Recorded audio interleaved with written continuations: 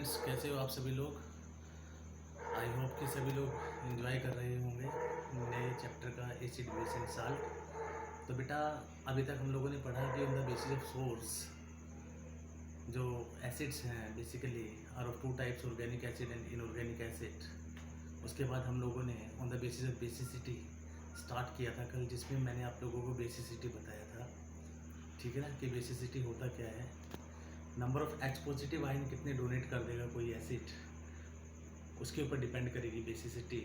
लेकिन H positive criteria जो है हमारा वो फिक्स नहीं है, ये बड़ा इंपॉर्टेंट है।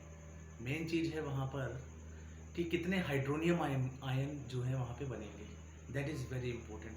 क्योंकि आप लोगों ने H3PO2 का एग्जाम्पल देखा होगा, जहाँ पे फॉस्फोरस और हाइड्रोजन के बीच में एक स्ट्रॉन्ग बॉन्ड है, जहाँ से हाइड्रोजन नहीं निकलेगा। ठीक है, तो on the basis of basicity आज हम लोग डिस्कस करेंगे कि जो हमारे एसिड्स हैं वो कितने तरह के होते हैं। क्लियर है बेटा?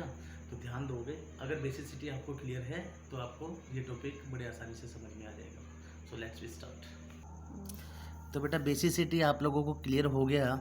तो on the basis of basicity जो हमारे एसिड होते हैं, ठीक है ना, वो हमारे चार तरह के होते हैं। एक होता है monobasic acid, dibasic acid, tribasic acid और टेट्राबेसिक एसिड। तो सबसे पहले हम डिस्कस करते हैं व्हाट इज़ मोनोबेसिक एसिड। तो मोनोबेसिक एसिड वो एसिड होते हैं जो कंप्लीट आयनाइजेशन के बाद वन हाइड्रोनियम आयन यानी एक हाइड्रोनियम आयन एक्वस सॉल्यूशन में प्रोड्यूस करते हैं, उसे हम क्या बोलते हैं? Monobasic acid. ऐसे एसिड जो एक हाइड्रोनियम आयन बनाए, ठीक है ना, एक्वस सॉल्यूशन में, उन्हें हम क्या बोलते हैं? Monobasic acid. For example HCl। HCl को जब आप वाटर में डालोगे बेटा, तो क्लोरीन इलेक्ट्रोनेगेटिव है, ये इस बॉन्ड के इलेक्ट्रॉन्स को अपनी तरफ खींचेगी और H पॉजिटिव यहाँ से निकलेगा और वाटर के ये इलेक्ट्रॉन जो है H पॉजिटिव पे अटैक करेंगे और हाइड्रोनियम आयन बनाएंगे प्लस Cl-। तो यहाँ पे एक ही हाइड्रोनियम आयन बना, इसलिए कैसा है? Monobasic acid. इसी तरह से हाइड्रोब्रोमिक एसिड जब वाटर के साथ रिएक्शन करेगा, क्योंकि एक ही एक्टिव हाइड्रोजन प्रेजेंट है, एक ही हाइड्रोनियम आयन बनेगा, मोनोबेसिक। इसी तरह नाइट्रिक एसिड में भी एक ही हाइड्रोजन है तो मोनोबेसिक। अब इसी तरह से एसिटिक एसिड में CH3COOH, ये जो ऑक्सीजन के साथ हाइड्रोजन है, ये वाला हाइड्रोजन निकलेगा बेटा, ना कि ये वाले हाइड्रोजन। ये तो मिथाइल ग्रुप है यहाँ पे, ठीक है ना, तो एक ही हाइड्रोजन आयन बनेगा तो मोनोबेसिक है। उसी तरह से फॉर्मिक एसिड भी क्या है? एक मोनोबेसिक एसिड है। अब मोनोबेसिक एसिड की खास बात क्या होती है कि मोनोबेसिक एसिड जो है वो वन स्टेप, एक ही स्टेप में आयनाइज हो जाते हैं। जैसे ही आपने HCl को वाटर में डाला तो इमीडिएटली आयनाइज हो गया किसमें? H3O positive plus Cl minus में। तो ऐसे एसिड जो एक स्टेप में ही आयनाइज हो जाए, उन्हें हम क्या बोलते हैं? Monobasic acid. और मोनोबेसिक एसिड में क्या होता है कि वो एक ही हाइड्रोजन आयन दे सकता है वहाँ पे, इसलिए सिंगल साल्ट और नॉर्मल साल्ट बनते हैं हमेशा। जैसे जब HCl और NaOH आपस में रिएक्ट करेंगे तो क्या बना? इसका Na और इसका Cl आपस में मिला, ठीक है ना, Na पे पॉजिटिव चार्ज, OH पे माइनस चार्ज, Cl पे माइनस, इस पे पॉजिटिव। तो क्या हुआ? NaCl के साथ मिल गया NaCl और वाटर बाहर निकल गया। तो ये जो NaCl है ये कैसे बना है? HCl के एक हाइड्रोजन के रिप्लेस होने से बना है, इसलिए कैसा साल्ट है? एक नॉर्मल साल्ट है। क्लियर है बेटा? उसी तरह से डाइबेसिक एसिड वो एसिड होते हैं बेटा जहाँ पे टू हाइड्रोनियम आयन यानी दो हाइड्रोनियम आयन बनते हैं, उनको हम क्या बोलते हैं? Dibasic acid. अब जैसे सल्फ्यूरिक एसिड है, यहाँ पे दो हाइड्रोजन दिखाई दे रहे हैं H2SO4, इसलिए यहाँ पे भी ये कैसा है आपके पास? डाइबेसिक। H2SO3 सल्फ्यूरस एसिड, ये भी डाइबेसिक है।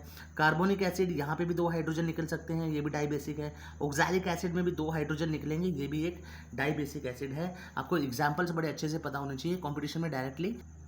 अब डिटेल में पढ़ते हैं बेटा। जब H2SO4 को आप वाटर के साथ डालोगे, वाटर में मिलाओगे, तो क्या होगा? जब पहला हाइड्रोजन निकलेगा H2SO4 का, तो पहला हाइड्रोजन बनेगा और HSO4 माइनस बाहर निकल जाएगा। जब ये HSO4 माइनस आयन दोबारा फिर वाटर के साथ रिएक्ट करेगा तो क्या बनेगा? Hydronium ion plus SO4 2 minus ion.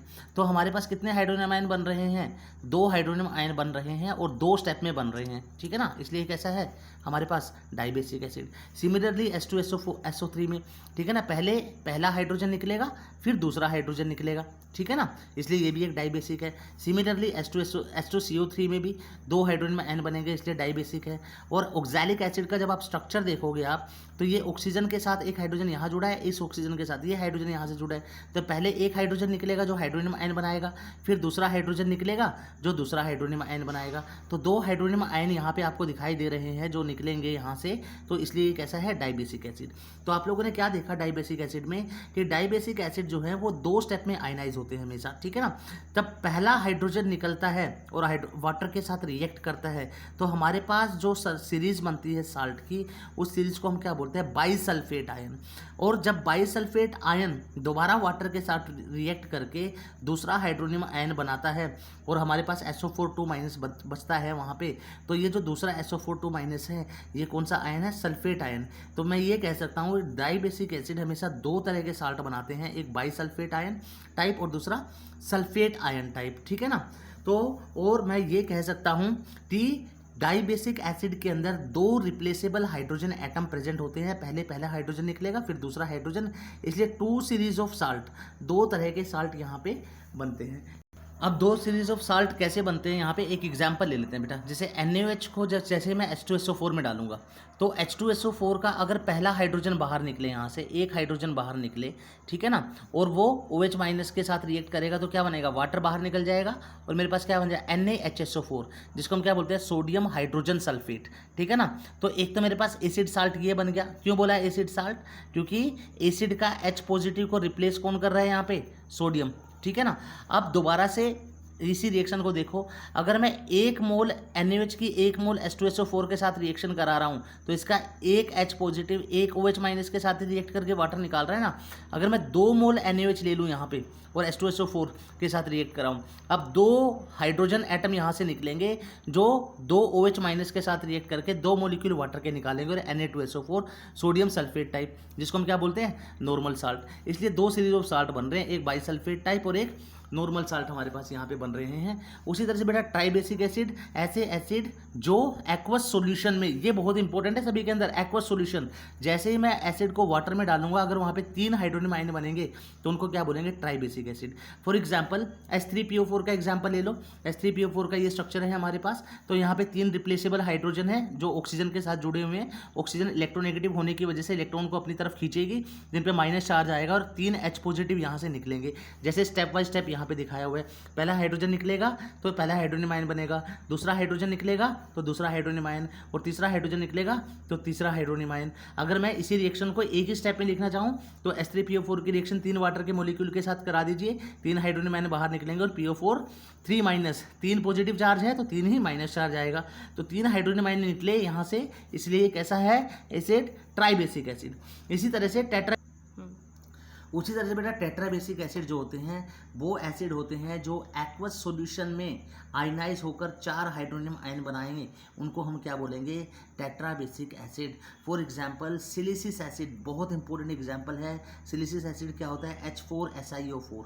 अगर आप इसका स्ट्रक्चर देखोगे तो ये आपको दिखाई दे रहा है इस तरह का स्ट्रक्चर, जहाँ पे 1 2 3 और एक 4 हाइड्रोजन जो हैं 4 ऑक्सीजन के साथ जुड़ी हुई हैं। अब ये ऑक्सीजन क्या है, इलेक्ट्रोनेगेटिव है, ये इस बॉन्ड के इलेक्ट्रॉन को अपनी तरफ खींचेंगी, तो यहाँ से क्या होगा, ये H पॉजिटिव बाहर निकलेगा। उसी तरह से ये बॉन्ड, ये ऑक्सीजन अपनी तरफ खींचेगी, यहाँ से H पॉजिटिव निकलेगा। उसी तरह ये ऑक्सीजन अपनी तरफ खींचेगी, यहाँ से H पॉजिटिव निकलेगा। उसी तरह ये ऑक्सीजन अपनी तरफ खींचेगी और यहाँ से H पॉजिटिव निकलेगा। इस तरह से 4 H पॉजिटिव निकल सकते हैं यहाँ से, ठीक है ना।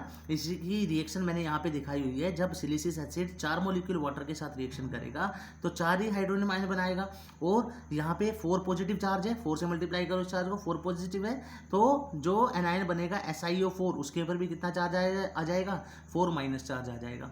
तो ऐसे आयन जो 4 हाइड्रोनियम आयन प्रोड्यूस करे, 4 हाइड्रोनियम आयन प्रोड्यूस करे, उनको हम क्या बोलते हैं, टेट्राबेसिक एसिड। तो on the basis of basicity बेटा ये 4 तरह के हम लोगों ने एसिड पढ़े, ठीक है ना, मोनो बेसिक, डाइबेसिक, ट्राइबेसिक और टेट्राबेसिक, जो आपको बड़े अच्छे से पता होना चाहिए और रीजनिंग बड़े अच्छे से क्लियर होनी चाहिए। उसके बाद आप लोग बेटा ये असाइनमेंट अच्छे से करोगे आप सभी लोग। अगर किसी भी क्वेश्चन में कोई डाउट है तो मुझसे आप लोग पूछोगे, ठीक है ना। कहीं पे भी सिली डाउट, बिल्कुल छोटे से छोटा डाउट भी दिमाग में आए तो वो क्लियर करना है, ठीक है बेटे। Okay, thank you very much.